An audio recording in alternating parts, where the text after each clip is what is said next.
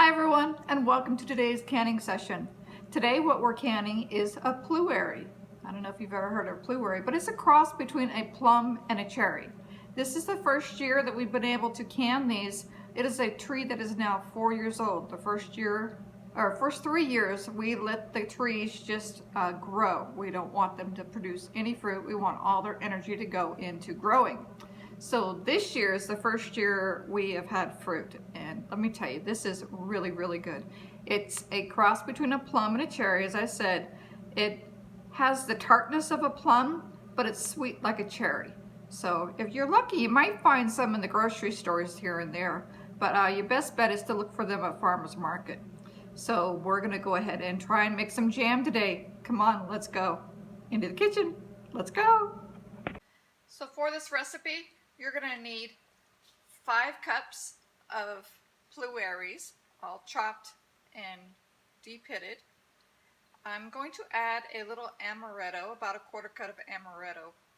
If you don't want to do that, you don't have to put it in. It just gives it a nice almond flavor. I like to add a little liqueur sometimes to my jams, just to give it that hint of something different. You're going to need 1 box of powdered pectin and 5½ cups of sugar. So we're going to put the Pluerries and the pectin into a pot and bring it up to a boil, and then we'll add our sugar all at once. Make sure that you have your jars already in the canner and they've been boiled and sterilized for 10 minutes, and the lids are in the hot water. They're all ready to go too. They're nice and warm. So I'm going to go ahead and put it in the pot and get started. Okay, so I got my fruit in the pot. I did put in about 2 tablespoons of lemon juice because I noticed that the Pluerries were browning a little bit, and I don't want that to happen. So I did throw in a little lemon juice, and that helps to prevent that. So I'm going to put this pectin in there and mix it up real good.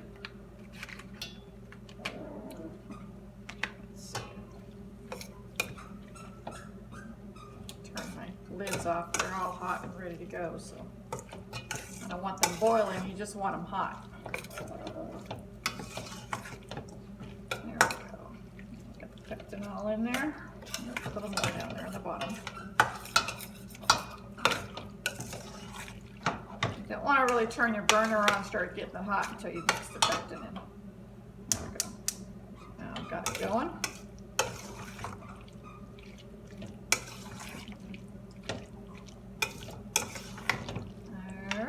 Really excited to see what this turns out like. Pluerries are really, really sweet, like a cherry, but they're really hard to explain what their flavor is like because it's so different. But my daughter has one of these trees in her orchard, and we really love the fruit. It's really good. So this will be really interesting to see what the jam tastes like. So I'm going to bring this up to a boil and I'll bring you back. Alright, so our jam is boiling. I'm going to go ahead and throw in our sugar all at once. Just like that. And mix it up. Then we're going to bring it right back up to a full rolling boil and boil it for 1 minute. I want to make sure the sugar gets in there and gets really nice and dissolved.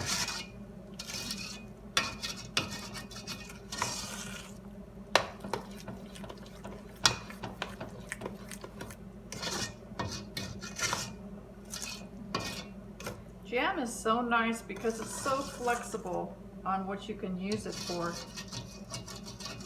I mean, it isn't just that you can use it for, you know, peanut butter and jelly or toast or something like that. You can also use it in cooking. You know, you can mix it with a balsamic, you can put it over pork chops, you can put it over chicken. You know, anything like that is really, really yummy. I really use a lot of jam because it's just so flexible. It's really good on ice cream. If you're making homemade ice cream, you can even just throw the jam right in there and mix it up and let it freeze. Make a really good ice cream. When you're bringing this back up to a boil, you want to make sure that you get all the sugar off the sides of the pan. You don't want any sugar because that could make your jam crystallize. So you want to make sure you get it all off there. Just like that. It's probably going to take about 5 minutes to get this back up to a full rolling boil, so I'll bring you back when I get the boil. Well, the jam has come up to a full rolling boil, and we're going to boil it for 1 minute. When you're making jams, go ahead and do some experimenting. I mean, as long as you put the fruit and sugar and the lemon juice in there, you're going to be fine. You can always add liqueur, add a little liqueur if you want to do that, or you can add spices. You say like you're doing a cherry or apple or something like that. You can add cloves or cinnamon. That's not going to affect the actual jam or make it unsafe. What makes it safe is the lemon juice and the sugar and the fruit consistency. That's what makes it to where it will set. But you can add spices to it. It's not a big deal. Or liqueurs. So go ahead and experiment and make your own creations. Oop, there's our timer. That was a quick 1 minute. So I'm going to go ahead and turn this off. And if there's any foaming, now would be the time to take it off. I don't really see any foaming. So I'll go ahead and gotta pour in my almond liqueur. And you do not have to put almond liqueur in it. If you don't want it, you can just have it regular jam. Oh, yeah. I just love that almond. It's really good. Sort of like having almond pears or almond peaches, anything along those lines. Almond just adds a wonderful flavor. So let's start getting the jars out. Stick them in the jar.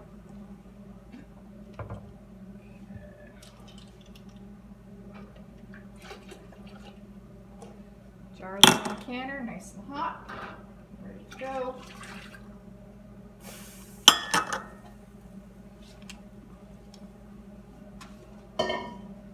Scoot you back a little bit so you can see them getting canned up.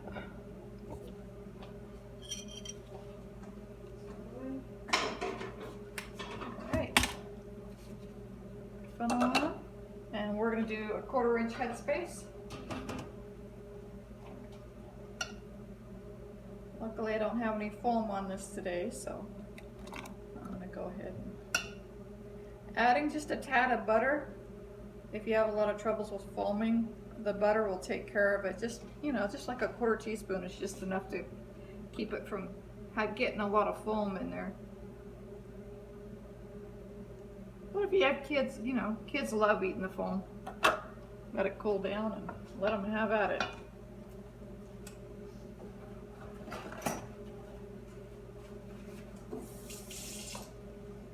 Alright. I'm going to wipe my rim. My lid's over here.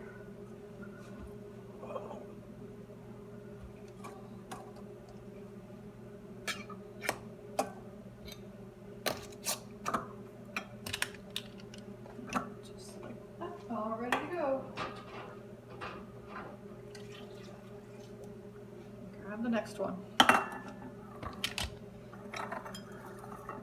I like to put mine in a bowl so that way it doesn't crack my countertop. And I always like to do 2 at a time, that way I have a place to put my little funnel. So that's just my system, that's how I like to do it. So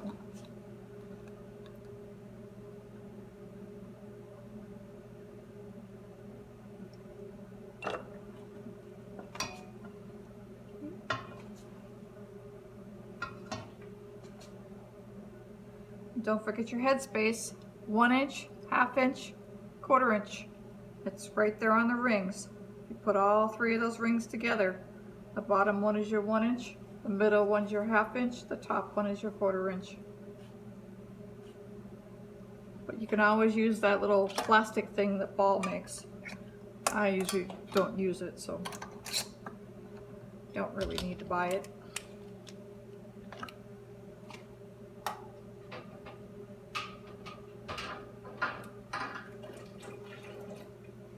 Okay. There we go. Oh, the amaretto mix, it smells really good. I just love the smell of almonds.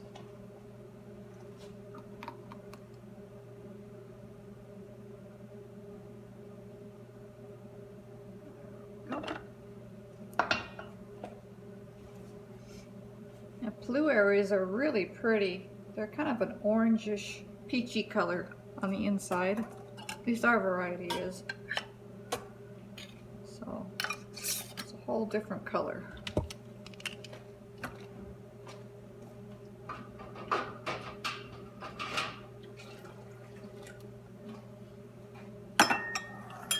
Alright, I'm going to get these canned up and I'll bring you back. Alright, I got them all in the jars and now we're going to go ahead and water bath them. So I'm going to crank the heat up and let them go. For my altitude at 2,200 feet, it is 15 minutes. The recipe calls for 10. I'm going to do 15 because I'm at a higher altitude. Anything over 1,000 feet above sea level has to be longer. So remember, water bath canning, add time, pressure canning, add pounds. So I'll be back in 15 minutes and then we'll crack the lid and let it sit for 5 minutes before we take these out of the canner. So bring you back. Okay, our 15 minutes are up.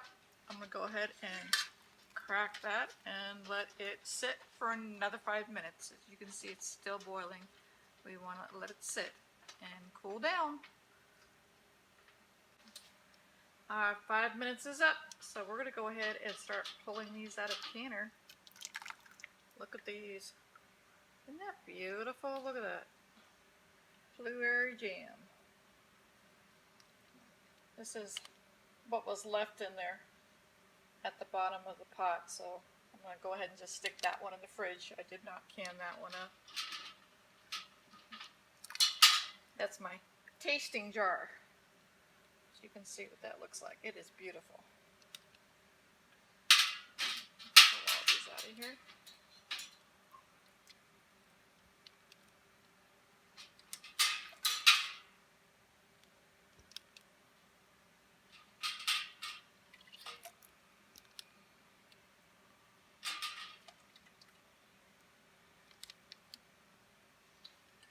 One more. See what those look like. Aren't those pretty? They're gorgeous. Well, they're all done. I'm going to let them sit on the counter for 24 hours and then I'll take the rims off of them and stick them on the shelves. And make sure that you don't touch them or do anything with them. You want to store these with the rings off on the shelf. Do not stack them. Never stack your canning jars. You can get a false seal. So I hope you try this and I hope you like it. Well, thank you for coming along with me today making this beautiful jam. It is gorgeous and I'm gonna love trying to make some recipes with it. I think I'll try it on some pork. I think pork and some balsamic would be really good. So thank you for coming along today. I hope you give this a try. Stay with us. We have a lot more canning to do. And that tour for the garden is coming up soon. You're gonna love to see how we set this garden up. The artistic gardener designed this. She's a very well-known gardener here in town in the Southwest. So come back and check it out. Bye. Have a great day and don't forget to subscribe. Bye.